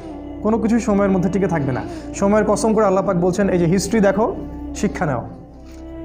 আরেকটা উদ্দেশ্য হতে পারে সময়ের, সেটা হলো যে এই যে আমরা যে সময় বসবাস করছি আখিরুজ্জামান, শেষ জামানে, এই শেষ জামানের যে সময়, এই সময়টার প্রতি আল্লাহ পাক বেশি গভীর দৃষ্টি দিতে বলছেন, কারণ এটা হচ্ছে ইতিহাসের সবচেয়ে ইম্পর্টেন্ট টাইম। মানে এখানে এমন এমন কিছু ঘটনা ঘটবে যা পৃথিবীর ইতিহাসে কখনো ঘটেনি। কীরকম? একদিন সাহাবীরা বসে আছেন, রাসূল সাল্লাল্লাহু আলাইহি ওয়াসাল্লাম আসলেন, এসে বললেন, তোমরা কী নিয়ে কথা বলছো? সাহাবীরা বললেন, আমরা কিয়ামত নিয়ে কথা বলছি। রাসূল সাল্লাল্লাহু আলাইহি ওয়াসাল্লাম বললেন, শুনে রাখো, 10টা আলামত না দেখা পর্যন্ত কিয়ামত হবে না। নাম্বার 1 দাজ্জাল, নাম্বার 2 ইয়াজুজ আর মাআজুজ, নাম্বার 3 ঈসা আলাইহিস সালামের আগমন, নাম্বার 4 দাব্বাতুল আরদ, জমিন থেকে অনেকগুলো প্রাণী বের হবে, 5 নাম্বার আদ-দুখান, ধোঁয়া, সারা পৃথিবী ধোঁয়ায় ছেয়ে যাবে, 6 নাম্বার 6, 7, 8 সম্ভবত 3টা ভূমিকম্প, 3টা বড় বড় ভূমিকম্প হবে পৃথিবীর পূর্ব, পশ্চিম এবং মাঝখানে। আরেকটা হচ্ছে পশ্চিম দিক থেকে সূর্য উঠবে। আর সর্বশেষটা হচ্ছে ইয়েমেন থেকে আগুন বের হবে, এই আগুনটা মানুষকে তাড়িয়ে নিয়ে আসবে আরাফার মাঠের দিকে। রাসূল সাল্লাল্লাহু আলাইহি ওয়াসাল্লাম বলছেন 10টা আলামত না দেখা পর্যন্ত কিয়ামত হবে না। এগুলো মেজর আলামত। এই জন্য এই সময়টা, শেষ যুগের এই শেষ সময়টা বেশি ইম্পর্টেন্ট। এখানে এমন কিছু ঘটনা ঘটবে যেটা ইতিহাসে কখনো ঘটেনি। দাজ্জাল কখনো বের হয়নি, ইয়াজুজ আর মাআজুজ এর আগে বের হয়নি, সূর্য কখনো আগে পশ্চিম দিক থেকে ওঠে নাই, ধোঁয়ায় সারা বিশ্ব ছেয়ে যায়নি, জমিন থেকে বড় বড় জানোয়ার বের হওয়া শুরু হয়নি। এখন এমন হাদিস আছে যে ওরা মানুষের সাথে কথা বলবে। একজন পুরুষ ঘর থেকে বের হলে ঘরে ফিরে আসবে, বাড়ির দেওয়াল, ওই ব্যক্তির পা, অন্য জানোয়ার তাকে বলে দিবে বাড়িতে কি হয়েছিল। মানে এরকম প্রযুক্তি আসতেছে সামনে। সময়ের কসম করে আল্লাহ পাক এই শেষ জামানার দিকে আমাদেরকে তাকাতে বলছেন, এবং এটা বলছেন এই শেষ জামানায়, এই জায়গাটা ভালো করে বোঝেন, এই শেষ জামানায় ইন্নাল ইনসানা লাফি খুসর, এই শেষ জামানার প্রত্যেকটা মানুষ ক্ষতির মধ্যে আছে। এটা আল্লাহ বোঝাচ্ছেন আমাদেরকে, আখিরুজ্জামানের প্রত্যেকটা মানুষ ক্ষতির মধ্যে আছে। ইন্নাল ইনসানা লাফি খুসর, নিশ্চয়ই, ইন্না মানে নিশ্চয়ই, আল ইনসান মানে মানুষ, লা মানে আবার অবশ্যই, ফি মানে মধ্যে, আর খুসর মানে ক্ষতি। শাব্দিক অর্থ হয় নিশ্চয়ই মানুষ অবশ্যই ক্ষতির মধ্যে আছে। আখিরুজ্জামান এমন একটা জামান, এমন একটা যুগ, যে যুগের কোনো মানুষ ক্ষতি থেকে বাইরে নয়। যতই দাড়ি, টুপি, পাগড়ি আর জুব্বা থাকুক না কেন, সে ক্ষতি থেকে বাইরে নয়। যে মনে করবে সে ক্ষতি থেকে বাইরে, সে বোকার স্বর্গে বাস করছে। রাসূল সাল্লাল্লাহু আলাইহি ওয়াসাল্লাম কি বলেননি, আখিরুজ্জামানের একটা ব্যক্তি খুঁজে পাওয়া যাবে না যে সুদ থেকে মুক্ত থাকতে পারবে? তিনি কি বলেননি, এই জামানার সবচেয়ে বেশি হবে মেয়েরা, এবং মেয়েরা নগ্ন হয়ে বাইরে ঘুরবে। মুমিন ভাই, মুমিন স্বামী তাকে বাড়িতে রাখতে পারবে না, সে দায়ুসে পরিণত হবে, কিছু করতে পারবে না। সে জামানায় দাজ্জাল এবং তার সেনাবাহিনীরা এমনভাবে সারা বিশ্ব শাসন করবে, এদের গ্রিপ থেকে মুমিন বের হতে পারবে না। সবচেয়ে বড় হাদিসটা হচ্ছে শেষ জামানায় মুমিনের হাতে জ্বলন্ত কয়লা রাখা যেমন, ইমান ধরে রাখাটা ওই রকম হবে। নিজেকে প্রশ্নগুলো উত্তর পাওয়া যাবে আমাদেরকে সবাইকেই, যে আমরা যে ইসলামটা ফলো করছি আর কি, এটা কি হাতে কয়লা ধরার মতো কিনা? আমরা যে ইসলামটা ফলো করছি, আসলেই কি আমরা হাতে জ্বলন্ত কয়লা ধরে আছি কিনা, এরকম কষ্ট হচ্ছে কিনা? যদি কষ্ট হয়, সুসংবাদ আপনার জন্য। যদি কষ্ট হয়, তাহলে আপনার জন্য সুসংবাদ, আপনি সেই ব্যক্তি যার কথা রাসূল বলেছেন। আর যদি কষ্ট না হয়, আফসোস আমাদের জন্যে, আমার উপর ধিক্কার, আমি সেই ব্যক্তি যার কথা রাসূল বলেছেন নেগেটিভলি, পজিটিভলি না। কি বলেছেন রাসূল সাল্লাল্লাহু আলাইহি ওয়াসাল্লাম? সকালে মুমিন থাকবে, বিকালে কাফের হয়ে যাবে। বিকেলে কাফের থাকবে, সকালে মুমিন হবে। ইয়াবিউ রাজুলু দীনাহু লিআরাদিদ দুনিয়া, দুনিয়ার বিনিময়ে একজন ব্যক্তি তার দিনকে বিক্রি করে দিবে। এই হলো আখিরুজ্জামান। এই জামানার প্রত্যেকটা মানুষ ক্ষতির মধ্যে। তবে আল্লাহ পাক বলেছেন 4 শ্রেণীর মানুষ নয়। 4টা কাজ যারা করবে, একই সাথে 4টা কাজ, 4টার মধ্যে যে কোনো একটা নয়, 4টা কাজই একই সাথে, অ্যাট দ্য সেম টাইম 4টা কাজ যারা করতে পারবে এবং এর উপর ইস্তেকামাহ, দৃঢ় থাকতে পারবে, তারাই ক্ষতি থেকে বেঁচে থাকবে। তার মধ্যে নাম্বার 1 হচ্ছে ইল্লাল্লাযীনা আমানু, ঈমান। ঈমানটা কেন এখন আমি বুঝি। এই ওয়ার্ল্ডটাকে রিড করতে হলে, এই বিশ্বে আসলেই কি হচ্ছে এটা বুঝতে হলে আপনার ভিতর থেকে একটা নলেজ দরকার, ইন্টারনাল একটা লাইট দরকার। যার ভিতরে ঈমান নাই, তার ভিতরে আল্লাহর পক্ষ থেকে নূর আসবে না, পসিবল না। যার ভিতরে, হৃদয়ের ভিতরে ঈমান নাই, আল্লাহর পক্ষ থেকে লাইট বা নূর আসবে না। আর আল্লাহর পক্ষ থেকে কলবের মধ্যে নূর না আসলে সে ভিতর থেকে দেখতে পারবে না আসলে কি হচ্ছে। যেমন আমাদের মেয়েদের কথা বলা হচ্ছে মিডিয়ায়, মেয়েরা অনেক এগিয়ে যাচ্ছে, প্রোগ্রেস, প্রগতি, সমান তালে চলছে, সম অধিকার, অগ্রগতি, তাই না? কিন্তু কোরআন, সুন্নাহ এবং আখিরুজ্জামান স্টাডি করলে আমরা দেখছি যে মেয়েরা এগিয়ে যাচ্ছে ঠিকই, কিন্তু জাহান্নামের দিকে। এই যে চিন্তার জগতের বিশাল একটা পরিবর্তন, এক শ্রেণীর মানুষের কাছে এটা প্রোগ্রেস, আর আমি বলছি এটা জাহান্নামের রাস্তা। বিশাল একটা পার্থক্য না? এই পার্থক্যের কারণ হচ্ছে যে মন্তব্যটা করেছে সে বাহ্যিক দৃষ্টি দিয়ে করেছে, কিন্তু আমরা কোরআন সুন্নাহ থেকে ঘেটে ইন্টারনাল অবজারভেশন থেকে মন্তব্যটা করলাম। এই ইন্টারনালি লাইট পেতে হলে আমাকে নূর দরকার, আর নূর আসবে আল্লাহর পক্ষ থেকে। আর কখন আসবে? যখন আপনি কোরআনের কাছে আসবেন, যখন ঈমান নিয়ে আসবেন। ইল্লাল্লাযীনা আমানু, এই হলো প্রথম। আর হাদিসে আছে, হাদিসে জিবরিলের মধ্যে ঈমানের 6টা পিলার, তো অনেকেই জানি না। ঈমানের 6টা পিলার হচ্ছে, 1 নাম্বার আমানতু বিল্লাহ, আল্লাহর প্রতি বিশ্বাস করা, তার ফেরেশতাগণের প্রতি বিশ্বাস করা, তার আসমানি কিতাবগুলোর প্রতি বিশ্বাস করা, রসুলগণের প্রতি বিশ্বাস করা, পরকালের প্রতি বিশ্বাস করা এবং তাকদীরের ভালো মন্দের প্রতি বিশ্বাস করা। এই 6টা পিলারকে বিশ্বাস করার নাম ঈমান। এখানেও 3টা কথা আসবে, শুধু বিশ্বাস করা না, হৃদয়ে বিশ্বাস করা, মুখে স্বীকৃতি দেয়া। হৃদয়ে আগে বিশ্বাস করা, মৌখিক স্বীকৃতি দেয়া এবং কাজে বাস্তবায়ন করা। শুধু বললেই হবে না যে আমি মুমিন, কাজে প্রমাণ করতে হবে। কিছু মানুষ আছে আমাদের বলে যে আমি তো গুনাহ করিনি, নামাজ পড়ার কী দরকার আছে, আমি তো খারাপ কাজ করি না, আমি তো সারাদিন ভালো কাজ করি, জনকল্যাণমূলক কাজ করি, আমি তো জননেতা, নামাজের তো প্রয়োজন নাই। নামাজ তাদের জন্য যারা গুনাহ করে, ওদের গুনাহ মাফ করানোর প্রয়োজন আছে, তারা যাবে নামাজে, আমি নামাজে যাবো কেন? কিছু মানুষ আছে কোরআন সুন্নাহ ইসলামকে এর সামনে আত্মসমর্পণ তো করবেই না, বলে যে আমি মানবতার কল্যাণে কাজ করি, আমি জনকল্যাণমূলক কাজ করি, আমি গাছ লাগিয়ে দিই, আমি কম্বল বিতরণ করি, আমি কত ভালো কাজ করি। এগুলো তো ভালো কাজ, আমি তো সদা সত্য কথা বলি, ব্যবসায় হালাল খাই, আমার নামাজের তো দরকার নেই। ঈমানের একটা পিলার হচ্ছে মনে বিশ্বাস, মুখে স্বীকৃতির সাথে সাথে কাজে অবশ্যই বাস্তবায়ন করতে হবে। এই কাজে বাস্তবায়ন করতে গিয়ে কিছু মানুষ শৈথিল্যবাদী হয়ে যাবে, আর কিছু মানুষ হয়ে যাবে চরমপন্থী। আমাদেরকে হতে হবে মধ্যমপন্থী, খুব চরমপন্থীও না, আবার শৈথিল্যবাদীও না। কারণ আল্লাহ পাক এই উম্মতকে বলেছেন উম্মাতান ওয়াসাতা লিতাকুনু শুহাদা আলান নাস, তোমরা হচ্ছে মধ্যমপন্থী উম্মত, তোমাদেরকে অন্যান্য উম্মতগুলোর উপরে সাক্ষী হিসেবে উপস্থাপন করা হবে। 1 নাম্বার, ক্ষতি থেকে বেঁচে থাকবে তারাই যারা মুমিন, এই 6টা পিলারের প্রতি বিশ্বাস করে, তারপরে মুখে স্বীকৃতি দেয় এবং কাজে বাস্তবায়ন করে। 2 নাম্বার, ওয়া আমিলুস সলিহাত, ঈমান আনার সাথে সাথে যারা সৎ আমল করে। এখন আমিলুস সলেহ এর সংজ্ঞা কি? এক কথায় খুব সহজ করে যদি সংজ্ঞা বলি, তাহলে যে আমল বা যে কাজগুলো আল্লাহ অনুমোদন করেছেন, তার রাসূল অনুমোদন করেছেন, বা রাসূলুল্লাহ সাল্লাল্লাহু আলাইহি ওয়াসাল্লাম করেছেন বা করতে বলেছেন, অথবা মৌন সম্মতি দিয়েছেন।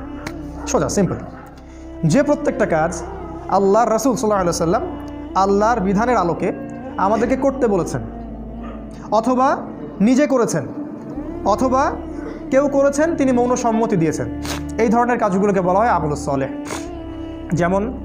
যেমন 5 ওয়াক্ত সালাত, রমাদান মাসের সওম।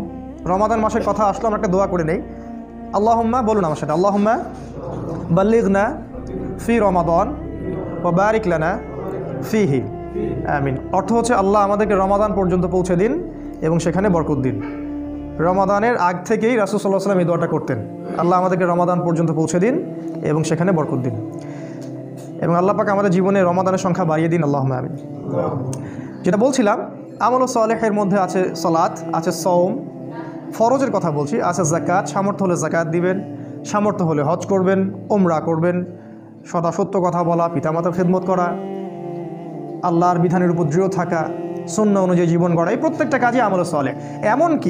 এমনকি বাথরুমে যদি কেউ প্রবেশ করে এবং প্রবেশ করার সময় যদি কেউ এই দোয়াটা পড়ে, বিসমিল্লাহ আল্লাহুম্মা ইন্নী আউযু বিকা মিনাল খুবসি ওয়াল খাবাইস, এই টয়লেট করার কাজটাও তার আমল সালেহ। টয়লেট করার সময় বের হওয়ার পরে যদি সে বলে গুফরানাকা, অথবা একটা দোয়া আছে আলহামদুলিল্লাহিল্লাযী আযহাবা আনিল আযান ওয়া আফানি, এই কথাগুলো যদি বলে সেটাও আমল সালেহ। স্ত্রী সহবাস করবে কেউ, স্ত্রী সহবাস করা, স্ত্রীকে চুমু খাওয়া, এটাও আমল সালেহ। স্ত্রীর হাত ধরে বসে থাকা আমল সালেহ। স্ত্রীর হাত ধরে চাঁদ দেখতে যাওয়া, তার সাথে গল্প করা, সময় কাটানো আমল সালেহ। স্ত্রী সহবাস করার আগে কেউ যদি দোয়া পড়ে বিসমিল্লাহ আল্লাহুম্মা জান্নিবনা শাইতান ওয়া জান্নিবিশ শাইতান মা রাযাকতানা, তার সহবাসটার জন্য সে নেকি পাবে, সেক্স করলে নেকি পাবে। সাহাবীরা অবাক হয়ে জিজ্ঞাসা করলেন, এটাও নেকির কাজ?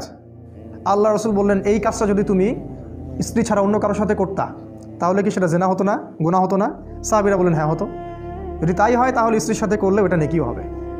ইসলামের মতো সহজ রিলিজিয়ন কোথাও পাবেন না। খেতে বসেছেন, খাবেন, খিদা লাগছে এই জন্য খাবেন, বিসমিল্লাহ বললেন, খাওয়া শুরু করলেন, প্রথম লোকমার সাথেই বললেন আলহামদুলিল্লাহ, আল্লাহ পাক বলছেন আল্লাহ ওই বান্দার প্রতি সন্তুষ্ট হয়ে যান। আমলে সালেহ, কোরআন তেলাওয়াত করছেন আমলে সালেহ, প্রতি হরফে 10 নেকি পাচ্ছেন। জিকির করছেন সুবহানাল্লাহ আলহামদুলিল্লাহ, আমলে সালেহ। সারাদিন আপনি যদি রাসূলের স্টাইল ফলো করেন, সকাল থেকে নিয়ে একদম ঘুমানো পর্যন্ত, ঘুমাবেন, ঘুম তো রেস্ট, ঘুমানোর আগে একটু ওযু করলেন, বা ওযু সম্ভব না আপনি দোয়াগুলো পড়লেন, পর ফু দিলেন, সূরা বাকারা শেষ 2 আয়াত পড়লেন, বিসমিল্লাহ আল্লাহুম্মা বিসমিকা আমুতু আহইয়া, পরে ঘুমিয়ে গেলেন। পুরো ঘুমটা আপনার আমলে সালেহ। ওই ঘুমের মধ্যে যদি আপনি স্বপ্ন দেখেন, স্বপ্নে আপনি জেনা করতেছেন, ওটার জন্য কোনো দোষ নাই, ওটার জন্য কোনো দোষ নাই, মাফ হয় না স্বপ্ন অনেক সময়, ওটার জন্য কোনো গুনাহ নাই, কারণ আপনি দোয়া পড়ে ঘুমিয়েছেন, শয়তান আপনাকে ডিস্টার্ব করেছে। এরকম প্রতিটা কাজ, যেই কাজগুলো রাসূল সাল্লাল্লাহু আলাইহি ওয়াসাল্লাম করেছেন বা করতে বলেছেন, অথবা মৌন সম্মতি মানে সম্মতি দিয়েছেন ঠিক আছে করতে পারো, সেগুলো আমলে সালেহ। আরেকটা জিনিস আছে, একই সাথে আল্লাহ এবং তার রাসূল যে কাজগুলো করতে নিষেধ করেছেন, যে কাজগুলো করতে নিষেধ করেছেন, যে কাজগুলো করার ব্যাপারে শাস্তির কথা বলেছেন, সেই প্রত্যেকটা কাজ ছেড়ে দেওয়াও আমলে সালেহ। যেমন রাসূল বলেছেন যে শিরিক করো না, শিরিক না করা আমলে সালেহ। সুদ খেও না, সুদ যে আপনি খাচ্ছেন না এটাই আমলে সালেহ। সুদ আপনি খাচ্ছেন না, সুদ খাবো না বলে অন্য একটা আপনি রিজিকের সোর্স খুঁজেছেন, যে আমি সুদে থাকতে চাই না, এই জন্য আমি কলা বিক্রি করি, ওই কলা বিক্রি করাটা আপনার আমলে সালেহ। এবং আপনি আল্লাহর কাছে মর্যাদা পান ওই কোটটাই পড়া ব্যাংক অফিসারের চাইতে।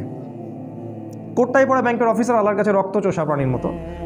কোরআনের ভাষায় বললে হয়তো অনেকে কষ্ট পাবেন, আল্লাহ পাক বলেছেন জানোয়ারের মতো। আল্লাহ পাক বলেছেন জানোয়ারের মতো, সূরা আরাফ আয়াত নাম্বার 179।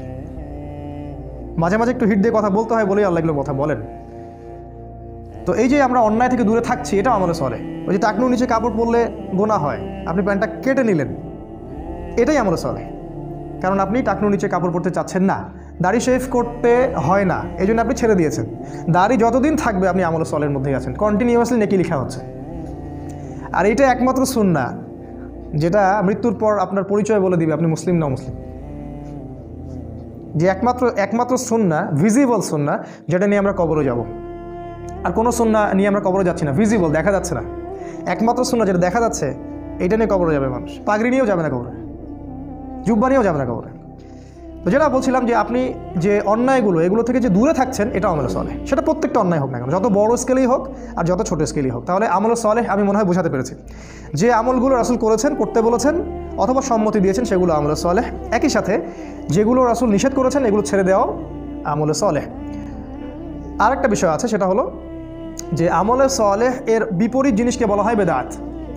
যখন কোনো ব্যক্তি আমলে সালেহ করে না, অন্য কোনো পদ্ধতি অবলম্বন করে যেটা আল্লাহ এবং তার রাসূল অনুমোদন করেননি ইসলামে, এটাকেই বেদাত বলা হয়। এটা সংখ্যার ক্ষেত্রে হতে পারে, সময়ের ক্ষেত্রে হতে পারে, এটা পদ্ধতির ক্ষেত্রে হতে পারে। যেমন দরুদ পাঠ করাটা ইবাদত, কিন্তু মিলাদ মাহফিলের স্টাইলে দরুদ পড়াটা বিদআত। একজন ব্যক্তি দোয়া করবে, একাকী দোয়া করতে পারে, মাশাআল্লাহ, কোনো সমস্যা নেই, কিন্তু সম্মিলিতভাবে একটা সিস্টেম তৈরি করে নেওয়া, এটা বিদআত। একজন মানুষ ধরেন রোজা রাখবে, ভালো কাজ, এটা একটা নির্দিষ্ট দিনকে বেছে নিল যে এই দিনে আমি 1000 রাকাত নামাজ পড়বো, আর এই দিনে আমি হালুয়া রুটি খাবো, আর এই দিনে রোজা রাখবো, সিস্টেমটা বেদাত। অর্থাৎ আমলে সালেহ এর বিপরীতটাই কিন্তু বেদাত। আমলে সালেহ এর পরিণাম জান্নাত, বেদাতের পরিণাম কিন্তু জাহান্নাম। আল্লাহ পাক আমাদেরকে হেফাজত করুন। এই হলো 2 নাম্বার, ঈমান এবং আমলে সালেহ। আর 2টা আছে, শর্ট করে দিচ্ছি। 3 নাম্বার ওয়া তাওয়াসাউ বিল হক, তারা ক্ষতি থেকে বেঁচে থাকবে শেষ জামানায় যারা নিজেরা আগে হকের উপরে থাকে, নিজেরা আগে হকের উপরে দৃঢ় থাকে, পাহাড়ের মতো, খিদির আলাইহিস সালামের মতো। ওই যে পাহাড়ে পাথরের উপর বসেছিলেন, রকের উপরে, নিজেরা দৃঢ় থাকে এবং এরপরে অন্যদেরকে হকের দিকে ডাকে, এরা ক্ষতি থেকে বেঁচে থাকবে। যারা ঈমান এনেছে, এরপর আমলে সালেহ করছে, এখন মাশাআল্লাহ পরিবার গঠন করে ফেলেছে, নিজের যোগ্যতা হয়ে গেছে, নিজে হকের উপর আছে মাশাআল্লাহ, এবার মানুষকে সে হকের দিকে ডাকছে। কারণ ডাকার কাজটা তো স্কুল বয়দের কাজ না, এটা স্কলারদের কাজ। কারণ যদি আমরা দাওয়াত দেওয়ার যোগ্যতা অর্জন না করি, তাহলে আমি মানুষকে ভুল পথে দাওয়াত দিব। সিম্পল। আমি যদি ইংরেজির প্রফেসর হতে চাই, আমাকে ইংরেজির উপর আরও বড় ডিগ্রি নিতে হবে, তারপরে আমাকে ক্লাস নিতে হবে। তাই আমরা নিজেরা যদি আগে এগুলোর উপর স্টিল থাকি, তারপরে আমরা যখন মানুষকে দাওয়াত দিব, যোগ্যতা অর্জন করব, জ্ঞান অর্জন করব, তখন মানুষ সঠিক পথের দিকে আমরা ডাকতে পারবো। আর এই জায়গায় কিন্তু সমস্যা আছে, আমরা দাওয়াটা খুব পছন্দ করি, তো যোগ্যতা থাক বা না থাক একটু সুর করে বলতে পারি, পড়াশোনা থাক বা না থাক, হ্যাঁ পড়াশোনা খুব একটা নাই, সুর আছে গলার মধ্যে। সারা দেশব্যাপী দাওয়াতি কাজ করা হচ্ছে, অসংখ্য মানুষ জিকিরের নামে প্যান্ডেলে উঠে লাফাচ্ছে, অসংখ্য মানুষ ইসলামের নামে দলীয় তাকলিদে যাচ্ছে, অসংখ্য মানুষ জিহাদের নামে জঙ্গিবাদে যাচ্ছে। প্রত্যেকটা জায়গায় সমস্যা সৃষ্টি হচ্ছে। কারণ কি? কারণ যে দাওয়াত দিচ্ছে সে জানে না আসলে সঠিকভাবে দাওয়াত দেওয়ার ম্যাথোডোলজিটা কী। কোথা থেকে শিখবো? আল্লাহ রাসূল থেকে শিখবো, অন্য কারো কাছে যাওয়ার দরকার নেই। শুধু রাসূল সাল্লাল্লাহু আলাইহি ওয়াসাল্লামের জীবনের দিকে তাকাবেন, জীবনের কোন জায়গায় কোন অবস্থায় তিনি কিভাবে দাওয়াত দিয়েছেন, ব্যাস। জীবনের কোন সিচুয়েশনে তিনি কেমন করে দাওয়াত দিয়েছেন। মক্কায় তিনি মূর্তির সামনেও নামাজ পড়েছেন 13 বছর, তখন মূর্তি ভাঙার মতো সিচুয়েশন ছিল না। মদিনায় খেলাফত কায়েম হওয়ার পরে আবার যখন মক্কা পুনরুদ্ধার করা হলো, তখন তিনিই আবার মূর্তি ভেঙে দিলেন, নিজের হাতেই মূর্তি ভাঙলেন, জা আল হক ওয়া যাহাকাল বাতিল বললেন। তাহলে দুইটা সিচুয়েশন আলাদা ছিল। দায়ীকে বুঝতে হবে তার যোগ্যতা কতটুকু, তাকে কোন সিচুয়েশনে কি বলা যাবে কি বলা যাবে না, কি কোন দিকে মানুষকে ডাকতে হবে, কোন সময়ে কোন দিকে দাওয়াত দিতে হবে। এখন উম্মার যে সময়, এই সময়টা মানুষকে ছোট ছোট ইখতিলাফি বিষয়ের দিকে মতভেদ করার সময় নয়। এখন আমরা এমন একটা সময় আছি যে আমরা এন্ড টাইম, শেষ সময় দিকে যাচ্ছি, যখন সারা বিশ্ব একত্রিত হয়ে আমাদের বিরুদ্ধে প্রোপাগান্ডা চালাচ্ছে। আর এই সময় যদি আমরা বিভিন্ন দলে উপদলে ভাগ হয়ে থাকি, তাহলে আমাদের ওই যে হাওয়া বেরিয়ে যাবে, আল্লাহ পাক সূরা আনফালে বলেছেন, বাতাস বের হয়ে যাবে, হাওয়া বের হয়ে যাবে, তোমরা পাগুলো স্থলিত হবে, এক ভাইকে মারবে আর এক ভাই হাসবে, এক ভাইকে মারবে আর এক ভাই হাসবে, বলবে আমাকে তো মারে নাই, আমার দলকে তো কিছু বলেনি, সমস্যা নেই। তো বোকা বুঝতে পারেনি যে পরে ওর কাছে ওরা আসতেছে। তো এটা হবে। তাহলে হকের দাওয়াত দেওয়ার আগে আমাদেরকে হকটাকে চিনতে হবে, হক চিনতে হবে, এবং এর উপরে আগে নিজেদেরকে দৃঢ় থাকতে হবে, তারপরে গিয়ে আমাদেরকে অন্যকে দাওয়াত দিতে হবে। এবং দাওয়াত দেওয়ার সময় আমাকে পরিবেশ পরিস্থিতি এবং সময় বুঝতে হবে, কোন সময়ে কোন প্রেক্ষাপটে কিসের দাওয়াত দিতে হবে। এবং এই দাওয়াত দেওয়ার সময় হতে হবে মানুষের সাথে নরম, উদার। একটা মানুষ এখনও ইসলামের বেসিক কোনো বিষয় জানেই না, ধরেন সে সলাতই আদায় করে না, এখন আপনি কি সবার আগে ওকে সলাতের দিকে ডাকবেন, নাকি ওকে আপনি বুকে হাত বাঁধা শেখাবেন? কি করবেন বলেন তো? আপনার বুদ্ধিমানের কাজ কি? অ্যাটলিস্ট তাকে আগে সলাতের দিকে তো ডাকবেন। সে নামাজ পড়তেছে মাশাআল্লাহ, এখন নিয়মিত জামাতে আসে, মাশাআল্লাহ হৃদয়টা পরিবর্তন হচ্ছে, আস্তে আস্তে আস্তে আস্তে আপনি ওকে মাসআলাগুলো বোঝান। আমরা কি করি? আমরা প্রথমে আক্রমণ করি, যেখানে যাই এটা ঠিক না, ওইটা ঠিক না, আপনার এটা ভুল হচ্ছে, আপনার এটা ঠিক না। এতে করে কি হয়? ওরা তো এই ব্যাপারটাকে ভালোভাবে দেখেই না, বরং এখানে ওরাও তখন ডিফেন্সিভ হয়ে যায়, ওরাও তখন বলে যে না আমাদেরটাই ঠিক। ওরাও মাহফিল করবে আপনার বিরুদ্ধে, আর আমরাও মাহফিল করবো ওদের বিরুদ্ধে। এই হচ্ছে উম্মার সার্কাস। শব্দটা কি বললাম আমি? সার্কাস। এখন এই বাংলাদেশে এই সার্কাস চলে। হকের দাওয়াত দেওয়ার জন্য হকের সংজ্ঞা জানতে হবে। আল্লাহ পাক সূরা কাহাফের মধ্যে বলেছেন, আয়াত নাম্বার 23 বা 24, আল্লাহ বলছেন ওয়াকুলিল হক মির রব্বিকুম, হক সেটাই, সত্য সেটাই যেটা তোমার রবের পক্ষ থেকে নাজিল হয়। ফামান শাআ ফালইউমিন, যার ইচ্ছা হয় সে ঈমান নিয়ে আসুক, ওয়ামান শাআ ফালইয়াকফুর, যার ইচ্ছা হয় সে অস্বীকার করুক। ইন্না আ'তাদনা লিযালিমিনা নারান, আর আমি আল্লাহ জালেমদের জন্য আগুন প্রস্তুত করে রেখেছি। আল্লাহ পাক হকের সংজ্ঞা দিলেন, হক সেটাই যেটা আল্লাহর পক্ষ থেকে নাজিল হয়। তাহলে আল্লাহর পক্ষ থেকে কি গণতন্ত্র নাজিল হয়েছে? ধর্মনিরপেক্ষতাবাদ, কমিউনিজম, আমাদের সেকুলারিজম, আমাদের এই যে ইউনাইটেড নেশনস জাতিসংঘ, আমাদের ইসরায়েলের ব্যাংকিং সিস্টেম, এগুলো আল্লাহর পক্ষ থেকে নাজিল হয়েছে। কি নাজিল হয়েছে আল্লাহর পক্ষ থেকে? এক সময় আল্লাহর পক্ষ থেকে তাওরাত নাজিল হয়েছিল, ওই তাওরাতই ছিল ওই সময়ের হক, ওই তাওরাতটা ওই সময়ের হক ছিল। এরপরে জাবুরটা ওই সময়ের হক ছিল, ইনজিলটা ওই সময়ের হক ছিল। এখন কিয়ামত পর্যন্ত হকের মানদণ্ড কোরআন এবং সুন্নাহ, এর বাইরে যাওয়ার কোনো সুযোগ নাই। জীবনের প্রতিটা ক্ষেত্রে যদি এটার উপর আমল একজন ব্যক্তির না থাকে, সে ব্যক্তি নামে মুসলিম হতে পারলেও কাজে এখনও পরিপূর্ণ মুসলিম হতে পারেনি। এটাকে বলা আত্মসমর্পণ। এই হকটাকে আমরা আগে চিনলাম, এরপরে আপনি হকের দিকে মানুষকে দাওয়াত দিবেন। আর আমি বললাম দাওয়ার ক্ষেত্রে আমাদেরকে হতে হবে একটু লিবারেল, একটু নমনীয়, মানুষকে আগে বেসিক জিনিসগুলোর দিকে নিয়ে আসা, তারপরে আপনি আস্তে আস্তে কঠিন জিনিসগুলো আলোচনা করেন। আর সবচেয়ে বেশি যেটা ইম্পর্টেন্ট, এই শেষ জামানায় সবার মাঝে একটা মৈত্রীর বন্ধন তৈরি করা বেশি ইম্পর্টেন্ট। সে যে কোনো সংগঠন করুক না কেন, সে যে কোনো দল করুক না কেন, আমাদের দেখা উচিত ওর মধ্যে ভালো কতটুকু আছে। হানাফিদের মধ্যে ভালো আছে, আহলুল হাদিসদের মধ্যে কিছু ভালো আছে, তাবলিগের মধ্যেও দেখবেন আপনি কিছু ভালো আছে, জামাত ইসলামে দেখবেন আপনি কিছু ভালো আছে, চরমনায়ে দেখবেন কিছু ভালো আছে। সবারই মধ্যে কিছু না কিছু ভালো অবশ্যই আছে। আপনি কেমন করে বুঝবেন কোনটা ভালো কোনটা খারাপ? ওই যে বললাম, হক থেকে বুঝতে হবে, হকের মানদণ্ড দেখে আপনাকে ডিসাইড করতে হবে যে এটা ভালো এটা খারাপ। আর একান্ত যদি নাই পারি ডিসাইড করতে আমি, তাহলে সমসাময়িক যত ওলামায়ে কেরাম আছে তাদের কাছে যাব, গিয়ে বলবো, পরামর্শ করবো যে আসলে কোনটা সত্য কোনটা মিথ্যা, এবং তারপরে আমি যাচাই বাছাই করে দেবো কোনটা সত্যের বেশি কাছাকাছি। আর যদি দেখা যায় দুইটা অপশন দেখা যাচ্ছে, এটাও ঠিক ওইটাও ঠিক, যেমন ধরেন সুবহানাল্লাহ এটা 33 বার করে পড়া যায়, 33 33 33, আর লাস্টে একবার লা ইলাহা ইল্লাল্লাহ ওয়াহদাহু লা শারীকা লাহ, তাই না? কি জানি লা ইলাহা ইল্লাল্লাহ, হ্যাঁ মাশা লাহুল মুলকু ওয়া লাহুল হামদু ওয়া হুয়া আলা কুল্লি শাইইন সহি সহি। আরেকটা হাদিসে আরেকজন সাহাবীকে রাসূল বলছেন 33 34 বার আল্লাহু আকবার। এটা কি জয়ীফ? এটা সহি।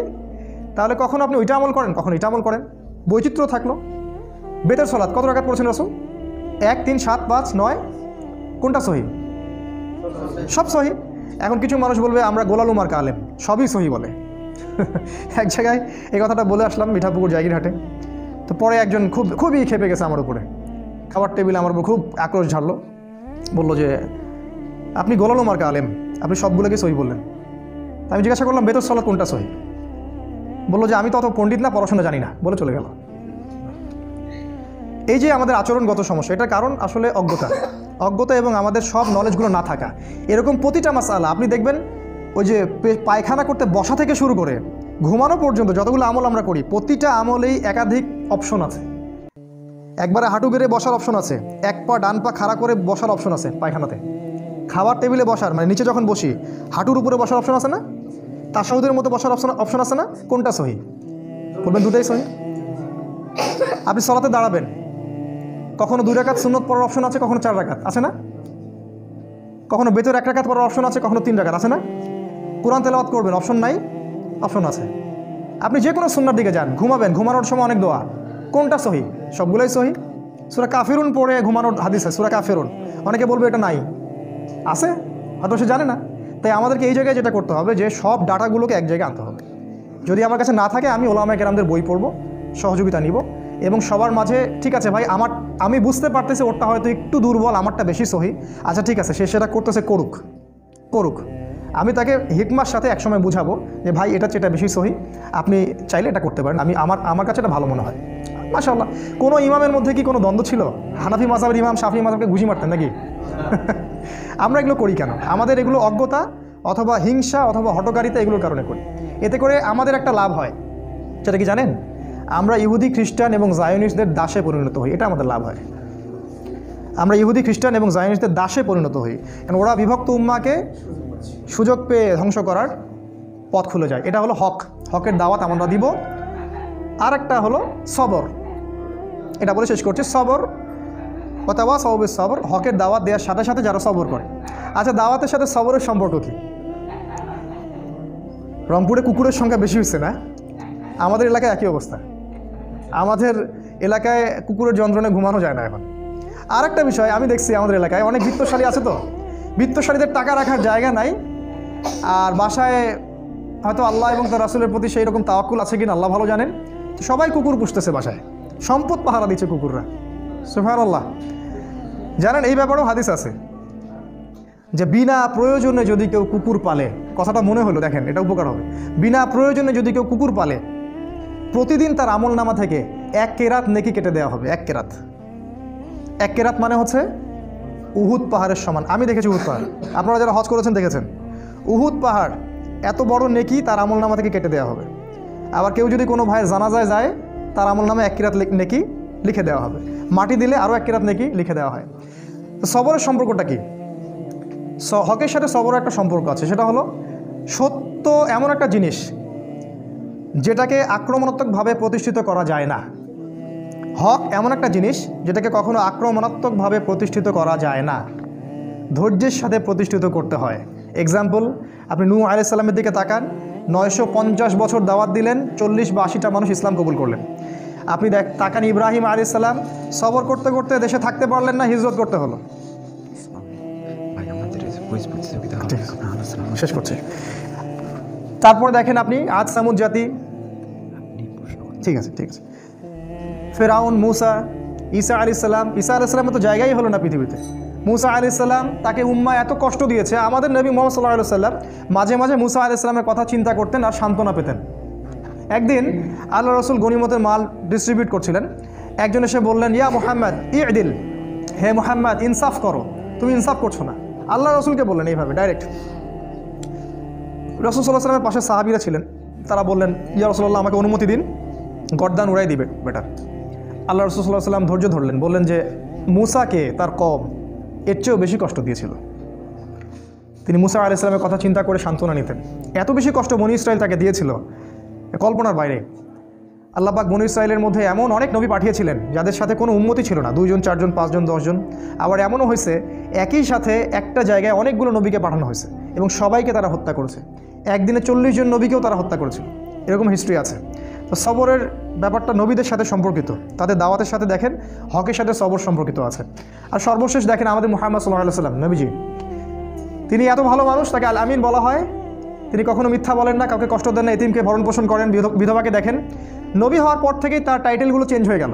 তাকে বলা হচ্ছে কাযযাব, মিথ্যাবাদী, ভণ্ড, প্রতারক, ক্ষমতালোভী, তাই না, জিনগ্রস্ত, শয়তানের বলি আওরা, এগুলো সব বলা হচ্ছে। হঠাৎ করে চেঞ্জ হয়ে গেল। তাকে 15টা গালি খেতে হচ্ছে, 14 বার তাকে হত্যা করার চেষ্টা করা হয়েছে। নিজের মাতৃভূমিতে তার থাকা হলো না, হিজরত করতে হলো, সবর করলেন। তাই এই যে হকের দাওয়াত, এর সাথে সবরটা খুব ইম্পর্টেন্ট। আমরা যেন এই হকের দাওয়াত দিতে গিয়ে অধৈর্য হয়ে না যাই এবং লিবারেল মধ্যম পন্থা অবলম্বন করি এবং সবার সাথে হৃদ্যতার সম্পর্ক তৈরি করার চেষ্টা করি, সবর করি। একদিনে কোনো কিছু পরিবর্তন হবে না, একদিনে কখনো কোনো কিছু পরিবর্তন হবে না। একটা সুন্দর গঠনমূলক পদ্ধতিতে দীর্ঘস্থায়ী একটা পরিকল্পনা করলে হয়তোবা কোনো ফলাফল পাওয়া যাবে। আল্লাহ রাব্বুল আলামিন, আজকে সময় শেষ হয়ে গেছে, আমি শর্ট শেষ করলাম। আল্লাহ পাক আমাদেরকে শেষ জামানার এই সূরাতুল আসরের উপরে আমল করা তৌফিক দান করুন। এখানে যে বিষয়গুলো আছে এক বাক্যে বলছি যে আল্লাহ পাক সময়ের কসম করে আমাদেরকে সময়ের গুরুত্ব বুঝিয়েছেন, অতীত থেকে শিক্ষা নিতে বলেছেন, শেষ জামানার দিকে বেশি ফোকাস করতে বলেছেন। তিনি বলেছেন শেষ জামানার বেশিরভাগ মানুষই ক্ষতির মধ্যে আছে, তবে তারা নয় যারা ইমানদার, ইমান এনেছে এবং একই সাথে সৎ আমল সম্পাদন করেছে এবং এর সাথে তারা হকের উপর প্রতিষ্ঠিত ছিল, অন্যকেও হকের দাওয়াত দিয়েছে এবং সর্বশেষ যারা ধৈর্যের উপদেশ দিয়েছে পরস্পরকে। এই গুণগুলো আল্লাহ পাক আমাদেরকে অর্জন করার তৌফিক দান করুন, আল্লাহুম্মা আমিন। আল্লাহ রাব্বুল আলামিন আমাদেরকে কোরআন বুঝে পড়ার তৌফিক দান করুন, আল্লাহুম্মা আমিন। এবং এই ছোট্ট সূরাটার মধ্যে অনেক ব্যাপক আলোচনা আছে, আপনারা এগুলোর তাফসীর পড়বেন, বাসায় তাফসীর কিনবেন, পড়বেন, আরও অনেক নলেজ আপনারা জানতে পারবেন ইনশাআল্লাহ। আল্লাহ পাক এই প্রতিটা বিষয়ের উপর আমাদেরকে আমল করার আল্লাহ পাক তৌফিক দান করুন। আমাদের কোরআনের আলোয় আল্লাহ পাক আমাদেরকে আলোকিত করুন, আমাদেরকে ইমান আনার মতো আনার তৌফিক দান করুন, আমলে সালেহ বেশি বেশি করার তৌফিক দান করুন, হকের উপর থাকার তৌফিক দান করুন, দাওয়াত দেওয়ার তৌফিক দান করুন এবং সবর বা ধৈর্য ধরার আল্লাহ পাক তৌফিক দান করুন, আল্লাহুম্মা আমিন। এই বলে আমি আমার আজকের বক্তব্য শেষ করছি। আর শেষ করার আগে আজকে যে বক্তব্যটা হলো এর উপরে একটা কুইজ হবে। এই কুইজটার